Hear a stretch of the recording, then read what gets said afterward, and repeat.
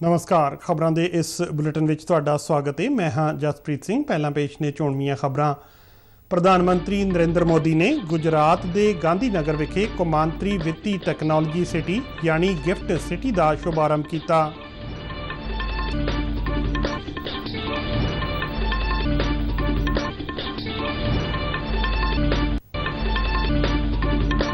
रक्षा मंत्री राजनाथ सिंह ने साबका फौजियों के अनाथ बच्चों को दिती जाने वाली माली मदद 3000 रुपए महीना करन दा कीता ऐलान।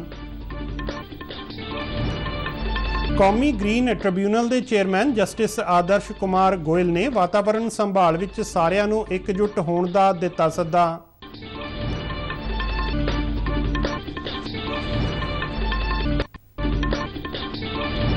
कॉमनवैल्थ खेडां विच भारत ने वख-वख मुकाबलियां विच अपनी मुहिम की शुरुआत जित नाल कीती। ते हुण खबरां विस्तार नाल। प्रधानमंत्री नरेंद्र मोदी ने अज गुजरात के गांधी नगर विखे देश के पहले कौमांतरी सराफा बाजार गुजरात कौमांतरी वित्ती टैक्नोलॉजी सिटी यानी गिफ्ट सिटी का शुभारंभ किया। उन्होंने नैशनल स्टॉक एक्सचेंज कौमांतरी वित्ती सेवा केंद्र और सिंगापुर एक्सचेंज कनैक्ट का शुभारंभ भी किया और गिफ्ट सिटी विच कौमांतरी वित्ती केंद्र अथॉरिटी हैडकुआटर का नींह पत्थर रखा। प्रधानमंत्री मोदी ने कहा कि कौमांतरी वित्ती सेवा केंद्र अथॉरिटी नवाचार को उत्साहित करेगी और ये विकास के मौकों का केंद्र बनेगा। उन्होंने कहा कि वित्त और तकनीक आपस में जुड़ गए ने और भारत तकनीक विज्ञान और सॉफ्टवेयर के खेत्र में काफ़ी मुहारत रखता है। उन्होंने कहा कि भारत हुण अमरीका ब्रिटेन और सिंगापुर वर्गे मुल्कों में शामिल हो गया है जिथे दुनिया के वित्त नूं सेध दी जा रही है। बैंक के Indian original office, 3 foreign banks और 4 international trade financing service platform, इन सब के साथ अनेक महत्वपूर्ण पड़ावों को आज हमने पार किया है। इनसे 130 करोड़ देशवासियों के सामर्थ्य को आधुनिक वैश्विक अर्थव्यवस्था से जुड़ने में और मदद मिलेगी। भारत अब यूएसए, यूके और सिंगापुर जैसे दुनिया के उन देशों की कतार में खड़ा हो रहा है जहां से ग्लोबल फाइनेंस को दिशा दी जाती है। राष्ट्रपति द्रौपदी मुर्मू बारे कांग्रेस नेता अधीर रंजन चौधरी की टिप्पणी नूं लैके हंगामे के चलदियां संसद के दोहां सदनां की कार्रवाई अज दिन भर लई मुलतवी कर दी गई। सवेरे राज्यसभा की कार्रवाई शुरू हुंदियां ही उप सभापति ने महंगाई और अग्निपथ योजना नूं लैके विरोधी पार्टियां के काम रोकू नोटिस नूं नामंजूर कर दिता। इस दौरान सत्ता धिर दे मैंबर अधीर रंजन चौधरी की इतराजयोग टिप्पणी नूं लैके नारेबाजी करन लगे तां विरोधी धिर भी सरकार खिलाफ नारेबाजी करदिआं सदन विचाले आ गया। उप सभापति ने सदन की कार्रवाई दोपहर 12 बजे तक मुलतवी कर दी। जदों दोबारा कार्रवाई शुरू हुई तो सत्ता धिर के मैंबरों ने अधीर रंजन की टिप्पणी लई कांग्रेस प्रधान सोनिया गांधी तो मुआफ़ी की मंग करदिआं नारेबाजी की। सदन विच हंगामा जारी रहण ते उप सभापति ने कार्रवाई दिन भर लई मुलतवी कर दी। दूजे पासे लोक सभा विच भी अजिही ही स्थिति बनी रही। इन्हां मुद्दिआं नूं लैके सदन की कार्रवाई पहला 12 बजे तक ते फिर दिन भर लई मुलतवी कर दी गई। केंद्रीय गृह मंत्री अमित शाह ने कहा है कि कौमी सिक्ख्या नीति 2020 आत्मनिर्भर मजबूत और सुरक्षित भारत की नींह रखती है। कौमी सिक्ख्या नीति के 2 वरे पूरे होने ते अमित शाह अज एक समागम नूं संबोधन कर रहे सन। उन्होंने कहा कि 34 वरियां बाद आई नवीं सिक्ख्या नीति नाल देश की सिक्ख्या व्यवस्था विच हां पक्षी तब्दीली आवेगी। मोदी जी के नेतृत्व में राष्ट्रीय शिक्षा नीति 2020 ये महान भारत की रचना की नींव है और ये शिक्षा नीति महान भारत रचना का कारण बनने वाली है। क्योंकि कोई भी देश, कोई भी राष्ट्र जमीनों से नहीं बनता, नदियों से नहीं बनता, पहाड़ों से नहीं बनता है। कल कारखानों से नहीं बनता है, मकानों से नहीं बनता है। कोई भी राष्ट्र बनता है उसके नागरिकों से बनता है, और उसके नागरिकों से मिली हुई जो जनता बनती है, इसकी संस्कृति और संस्कार से राष्ट्र का निर्माण होता है। और मैं मानता हूं कि नई राष्ट्रीय शिक्षा नीति ये प्रतिभावान नागरिक बनाने की मूल कल्पना के साथ बनाई गई शिक्षा नीति है। ਗ੍ਰਹਿ ਮੰਤਰੀ ਨੇ ਕਿਹਾ ਕਿ ਸਿੱਖਿਆ ਨੀਤੀ ਨੂੰ ਅਸਰਦਾਰ ਢੰਗ ਨਾਲ ਲਾਗੂ ਕਰਨ ਅਤੇ ਇਸ ਦੀ ਸਫਲਤਾ ਲਈ ਕੇਂਦਰ ਤੇ ਸੂਬਿਆਂ ਨੂੰ ਰਲ ਕੇ ਕੰਮ ਕਰਨਾ ਹੋਵੇਗਾ। ਕੇਂਦਰੀ ਸਿੱਖਿਆ ਮੰਤਰੀ ਧਰਮੇਂਦਰ ਪ੍ਰਧਾਨ ਨੇ ਵੀ ਕੌਮੀ ਸਿੱਖਿਆ ਨੀਤੀ ਦੀ ਮਹੱਤਤਾ ਤੇ ਚਾਨਣਾ ਪਾਇਆ। ਕੇਂਦਰੀ ਗ੍ਰਹਿ ਮੰਤਰੀ ਅਮਿਤ ਸ਼ਾਹ ਨਸ਼ੀਲੀਆਂ ਦਵਾਈਆਂ ਦੀ ਤਸਕਰੀ ਅਤੇ ਕੌਮੀ ਸੁਰੱਖਿਆ ਬਾਰੇ ਚੰਡੀਗੜ੍ਹ ਵਿੱਚ ਕੱਲ੍ਹ ਹੋਣ ਵਾਲੀ ਕੌਮੀ ਕਾਨਫਰੰਸ ਨੂੰ ਸੰਬੋਧਨ ਕਰਨਗੇ। ਆਪਣੀ ਕਿਸਮ ਦੀ ਇਹ ਪਹਿਲੀ ਕਾਨਫਰੰਸ ਹੈ ਜਿਸ ਵਿੱਚ ਦੇਸ਼ ਦੇ ਗ੍ਰਹਿ ਮੰਤਰੀ, ਵੱਖ-ਵੱਖ ਸੂਬਿਆਂ ਦੇ ਮੁੱਖ ਮੰਤਰੀ ਅਤੇ ਡਰੱਗਸ ਐਨਫੋਰਸਮੈਂਟ ਏਜੰਸੀ ਇੱਕੋ ਮੰਚ ਤੇ ਹੋਣਗੇ। PIB ਦੀ ਇੱਕ ਪ੍ਰੈਸ ਰਿਲੀਜ਼ ਮੁਤਾਬਕ ਇਹ ਕਾਨਫਰੰਸ ਡਰੱਗਸ ਦੀ ਬੁਰਾਈ ਤੋਂ ਦੇਸ਼ ਨੂੰ ਮੁਕਤ ਕਰਾਉਣ ਦੇ ਮੋਦੀ ਸਰਕਾਰ ਦੇ ਦ੍ਰਿੜ ਇਰਾਦੇ ਨੂੰ ਦਰਸਾਉਂਦੀ ਹੈ। ਇਸ ਕਾਨਫਰੰਸ ਦੌਰਾਨ ਗ੍ਰਹਿ ਮੰਤਰੀ ਅਮਿਤ ਸ਼ਾਹ ਦੇ ਸਾਹਮਣੇ NCB ਦੀਆਂ ਟੀਮਾਂ ਦਿੱਲੀ, ਚੇਨਈ, ਗੁਹਾਟੀ ਅਤੇ ਕੋਲਕਾਤਾ ਵਿੱਚ 30,000 ਕਿਲੋ ਤੋਂ ਵੱਧ ਡਰੱਗਸ ਨਸ਼ਟ ਕਰਨਗੀਆਂ। ਚੇਤੇ ਰਹੇ ਕਿ ਪ੍ਰਧਾਨ ਮੰਤਰੀ ਨਰਿੰਦਰ ਮੋਦੀ ਦੇ ਆਜ਼ਾਦੀ ਕਾ ਅੰਮ੍ਰਿਤ ਮਹਾਉਤਸਵ ਦੇ ਸੱਦੇ ਤੇ ਗ੍ਰਹਿ ਮੰਤਰੀ ਅਮਿਤ ਸ਼ਾਹ ਦੀ ਅਗਵਾਈ ਵਿੱਚ NCB ਨੇ ਆਜ਼ਾਦੀ ਦੇ 75ਵੇਂ ਵਰ੍ਹੇ ਵਿੱਚ 75,000 ਕਿਲੋਗ੍ਰਾਮ ਡਰੱਗਸ ਨਸ਼ਟ ਕਰਨ ਦਾ ਸੰਕਲਪ ਲਿਆ ਸੀ। ਰੱਖਿਆ ਮੰਤਰੀ ਰਾਜਨਾਥ ਸਿੰਘ ਨੇ ਸਾਬਕਾ ਫੌਜੀਆਂ ਦੇ ਅਨਾਥ ਬੱਚਿਆਂ ਨੂੰ ਦਿੱਤੀ ਜਾਣ ਵਾਲੀ ਮਾਲੀ ਮਦਦ 1,000 ਤੋਂ ਵਧਾ ਕੇ 3,000 ਰੁਪਏ ਮਹੀਨਾ ਕਰਨ ਦਾ ਐਲਾਨ ਕੀਤਾ ਹੈ। ਅੱਜ ਆਪਣੇ ਇੱਕ ਟਵੀਟ ਵਿੱਚ ਉਹਨਾਂ ਕਿਹਾ ਕਿ ਇਹ ਮਾਲੀ ਮਦਦ ਰੱਖਿਆ ਮੰਤਰੀ ਸਾਬਕਾ ਫੌਜੀ ਭਲਾਈ ਫੰਡ ਦੀ ਅਨਾਥ ਅਨੁਦਾਨ ਯੋਜਨਾ ਤਹਿਤ ਦਿੱਤੀ ਜਾਂਦੀ ਹੈ। ਰੱਖਿਆ ਮੰਤਰੀ ਨੇ ਕਿਹਾ ਕਿ ਇਸ ਫੈਸਲੇ ਨਾਲ ਕਈ ਸਾਬਕਾ ਫੌਜੀਆਂ ਦੇ ਪਰਿਵਾਰਾਂ ਨੂੰ ਲਾਭ ਹੋਵੇਗਾ। ਭਾਰਤੀ ਜਨਤਾ ਪਾਰਟੀ ਦਾ ਬਠਿੰਡਾ ਵਿਖੇ 3 ਦਿਨਾਂ ਸਿਖਲਾਈ ਕੈਂਪ ਅੱਜ ਖਤਮ ਹੋਇਆ। ਇਸ ਕੈਂਪ ਵਿੱਚ ਸੂਬੇ ਭਰ ਤੋਂ ਸਿੱਖਿਆਰਥੀਆਂ ਨੇ ਹਿੱਸਾ ਲਿਆ।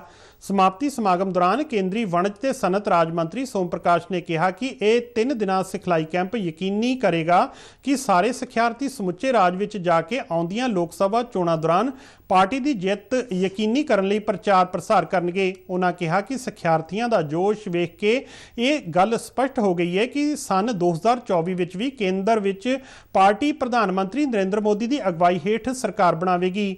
ਭਾਰਤੀ ਜਨਤਾ ਪਾਰਟੀ ਦੇ ਸੂਬਾ ਪ੍ਰਧਾਨ ਅਸ਼ਵਨੀ ਸ਼ਰਮਾ ਨੇ ਕਿਹਾ ਕਿ ਲੋਕ ਸਭਾ ਚੋਣਾਂ ਲਈ ਪਾਰਟੀ ਵਰਕਰ ਪਹਿਲਾਂ ਤੋਂ ਹੀ ਡਟ ਚੁੱਕੇ ਨੇ।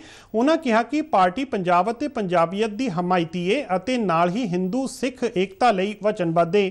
ਅਸ਼ਵਨੀ ਸ਼ਰਮਾ ਨੇ ਕਿਹਾ ਕਿ ਪੰਜਾਬ ਵਿੱਚ ਕਾਂਗਰਸ ਦਾ ਖਾਤਮਾ ਹੋ ਚੁੱਕਾ ਹੈ ਜਦਕਿ ਆਮ ਆਦਮੀ ਪਾਰਟੀ ਸੂਬੇ ਨੂੰ ਬਰਬਾਦ ਕਰ ਰਹੀ ਹੈ। ਅਕਾਲੀ ਦਲ ਵੀ ਖਤਮ ਹੋ ਰਿਹਾ ਹੈ। ਅਜਿਹੇ ਵਿੱਚ ਲੋਕ BJP ਨੂੰ ਇੱਕ ਬਦਲ ਵਜੋਂ ਦੇਖ ਰਹੇ ਨੇ। ਕੌਮੀ ਗ੍ਰੀਨ ਟ੍ਰਿਬਿਊਨਲ ਦੇ ਚੇਅਰਮੈਨ ਜਸਟਿਸ ਆਦਰਸ਼ ਕੁਮਾਰ ਗੋਇਲ ਨੇ ਕਿਹਾ ਹੈ ਕਿ ਪਲੀਤ ਵਾਤਾਵਰਣ ਤੇ ਗੰਧਲੇ ਕੁਦਰਤੀ ਸਰੋਤ ਸਾਰਿਆਂ ਲਈ ਇੱਕ ਵੱਡੀ ਚੁਣੌਤੀ ਬਣ ਚੁੱਕੇ ਨੇ ਅਤੇ ਇਹਨਾਂ ਨਾਲ ਨਜਿੱਠਣ ਲਈ ਜੰਗੀ ਪੱਧਰ ਤੇ ਕੰਮ ਹੋਣਾ ਚਾਹੀਦਾ ਹੈ। ਉਹ ਅੱਜ ਪਟਿਆਲਾ ਵਿਖੇ ਇੱਕ ਕਾਨਫਰੰਸ ਨੂੰ ਸੰਬੋਧਿਤ ਕਰ ਰਹੇ ਸਨ। ਜਸਟਿਸ ਆਦਰਸ਼ ਕੁਮਾਰ ਗੋਇਲ ਨੇ ਕਿਹਾ ਕਿ NGT ਦਾ ਮੰਨਣਾ ਹੈ ਕਿ ਸਰੋਤਾਂ ਦੀ ਘਾਟ ਤੇ ਤਕਨੀਕ ਦੀ ਅਣਹੋਂਦ ਕੋਈ ਸਮੱਸਿਆ ਨਹੀਂ, ਪਰ ਵਾਤਾਵਰਣ ਸੰਭਾਲ ਦਾ ਕੰਮ ਇਕੱਲਿਆਂ ਕੋਈ ਵੀ ਨਹੀਂ ਕਰ ਸਕਦਾ। ਇਸ ਲਈ ਸਰਕਾਰਾਂ, ਸਮਾਜ ਸੇਵੀਆਂ ਅਤੇ ਆਮ ਨਾਗਰਿਕਾਂ ਨੂੰ ਸਾਂਝੇ ਯਤਨ ਕਰਨੇ ਪੈਣਗੇ। ਸੂਬੇ ਦੇ ਕੈਬਨਿਟ ਮੰਤਰੀ ਗੁਰਮੀਤ ਸਿੰਘ ਮੀਤਹੇਰ ਨੇ ਕਿਹਾ ਕਿ ਸਰਕਾਰ NGT ਦੀਆਂ ਹਦਾਇਤਾਂ ਮੁਤਾਬਕ ਵਾਤਾਵਰਣ ਸੰਭਾਲ ਬਾਰੇ ਆਪਣੀ ਜ਼ਿੰਮੇਵਾਰੀ ਪੂਰੀ ਗੰਭੀਰਤਾ ਨਾਲ ਨਿਭਾਉਣ ਲਈ ਵਚਨਬੱਧ ਹੈ।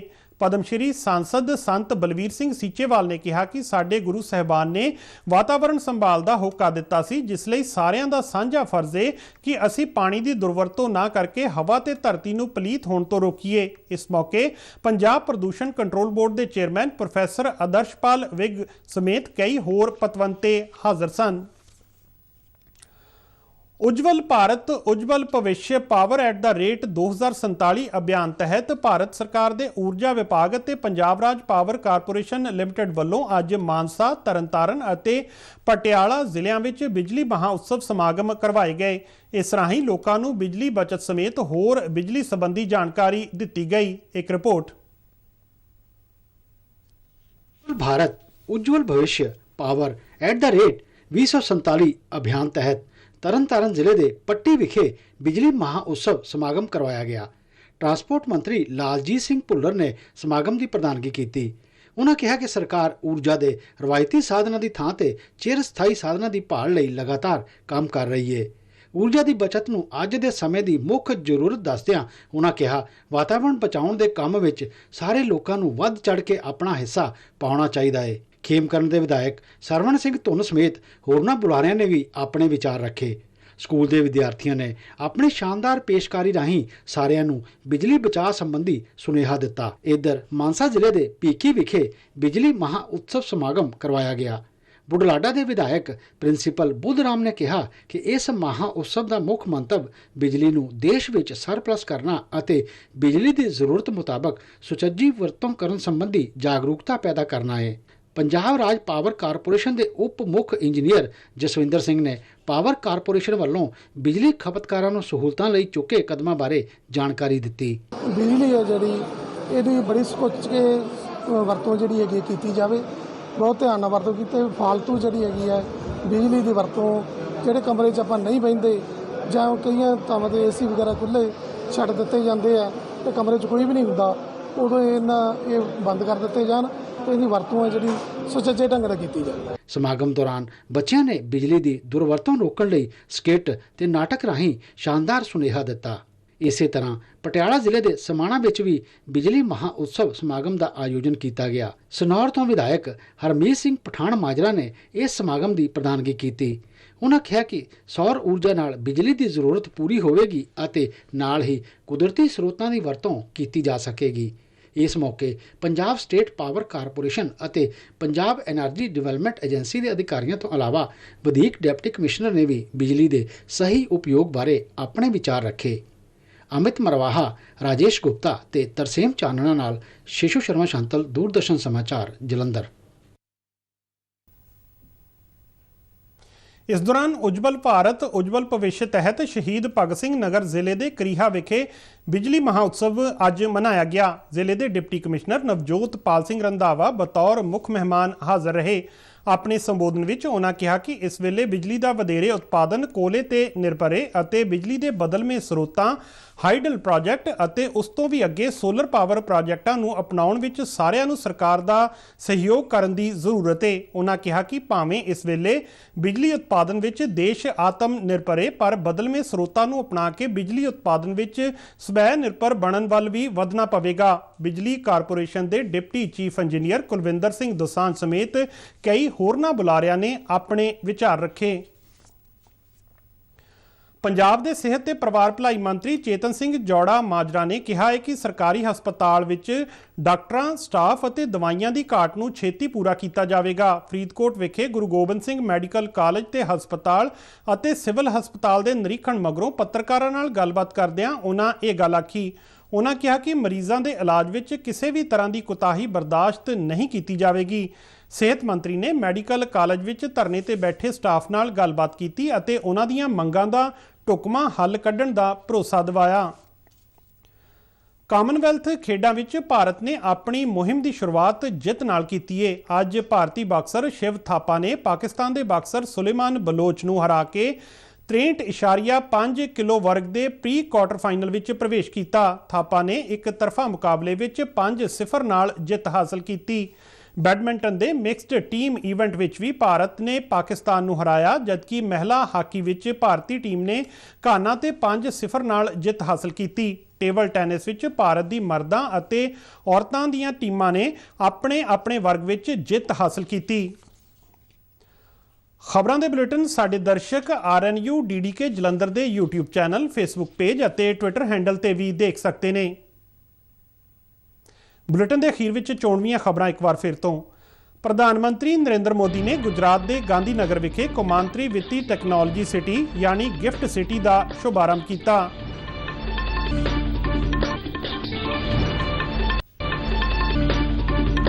रक्षा मंत्री राजनाथ सिंह ने साबका फौजियों के अनाथ बच्चों को दी जाने वाली माली मदद 3000 रुपए महीना करने का किया ऐलान।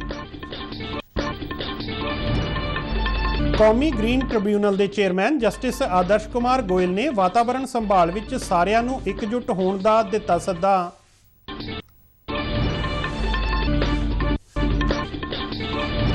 ਕਾਮਨਵੈਲਥ ਖੇਡਾਂ ਵਿੱਚ ਭਾਰਤ ਨੇ ਵੱਖ-ਵੱਖ ਮੁਕਾਬਲਿਆਂ ਵਿੱਚ ਆਪਣੀ ਮੁਹਿੰਮ ਦੀ ਸ਼ੁਰੂਆਤ ਜਿੱਤ ਨਾਲ ਕੀਤੀ। ਤੇ ਇਸ ਦੇ ਨਾਲ ਹੀ ਖਬਰਾਂ ਦਾ ਇਹ ਬੁਲੇਟਿਨ ਖਤਮ ਹੁੰਦਾ ਹੈ। ਆਗਿਆ ਦਿਓ, ਨਮਸਕਾਰ।